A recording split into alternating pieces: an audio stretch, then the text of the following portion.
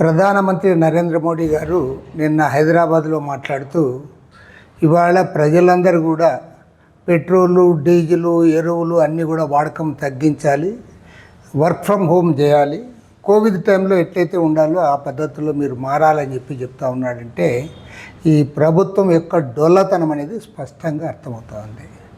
మొన్న 5 రాష్ట్రాల అసెంబ్లీ ఎన్నికలు జరిగేంత వరకు మీరు బ్రహ్మాండంగా దేశమంతా అభివృద్ధి చెందుతూ ఉంది, అమెరికాతో పోటీ పడుతూ ఉన్నాం, చైనాతో పోటీ పడుతూ ఉన్నాం, ప్రపంచమంతా మన వైపే చూస్తూ ఉంది, 3rd లార్జెస్ట్ ఎకానమీ మనదని చెప్పి మీరు ప్రచారం చేసుకొని ఎన్నికలు అయిన మరుసటి రోజే ఫలితాలు వచ్చిన తర్వాత ఇవాళ మొత్తం మాట మార్చి మీరు ఈరోజు ఈ ధర్మోపన్యాసం ఇస్తూ ఉన్నాం.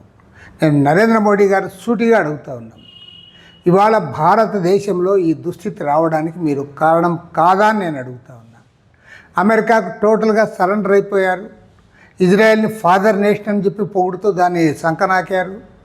తీరా ఇవాళ జరుగుతున్నది ఏంటి? ఇవాళ ఆ రోజు అమెరికా వారు మీరు ఇరాన్తో ఆయిల్ కొనొద్దంటే ఓకే అన్నారు, రష్యాతో ఆయిల్ కొనొద్దంటే ఓకే అన్నారు. ఇవాళ ఏమంటా ఉన్నారు, ఆయిల్ లేదు కాబట్టి మీరు వాహనాలు యూజ్ చేయొద్దండి అంటారు, ఎరువులు లేవు కాబట్టి పంటలు పండించొద్దని చెప్తా ఉన్నారు.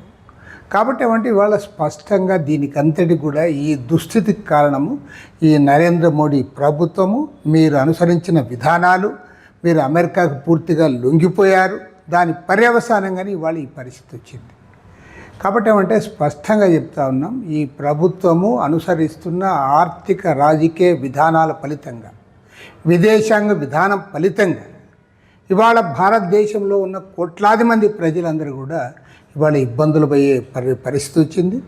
ఇవాళ పెట్రోల్ లేక, డీజిల్ లేక, చివరికి పంటలు పండించడానికి ఎరువులు కూడా సక్రమంగా సరఫరా చేయలేని పరిస్థితి వస్తే దేశంలో ఉన్న 146 కోట్ల మంది జనాభా ఏ రకంగా నివసించాలి, ఏ రకంగా అభివృద్ధి చెందాలో దానికి ప్రభుత్వం సమాధానం చెప్పాలి. ఇవాళ ఈ ప్రభుత్వం లొంగుబాటుతనం ఫలితంగానే ఇవాళ ఈ పరిస్థితి వచ్చింది. అన్ని విషయాల్లో కూడా మీరు అమెరికాకు లొంగిపోయారు, దేశాన్ని అవమానించిన, ప్రధానమంత్రిని అవమానించిన ఏ ఒక్క అంశంలో కూడా మీరు మాట్లాడిన పాపాన పోలే. ఇవాళ మొన్న వెనిజులా పైన వారు దాడి చేసి వారి అధ్యక్షుని తీసుకొని వచ్చి మాట్లాడు. అదేవిధంగా అలీ ఖమేనీని ఇరాన్ వారిపైన దాడి చేసి వారు చంపేస్తే కూడా నువ్వు మాట్లాడు. పదే పదే వత్తాసు పలికి వారికి సరెండర్ అయ్యి ఇవాళ ఈ దేశంలో ఈతి బాధలకంతా మీరే కారణమవుతూ ఉన్నారు. వీటిపైన జాతికి క్షమాపణ చెప్పాలి. ప్రధాని నరేంద్ర మోడీ జాతికి క్షమాపణ చెప్పాలి. ఆల్ పార్టీ మీటింగ్ పెట్టాలి, పార్లమెంట్ సమావేశాలు ఏర్పాటు చేయాలి.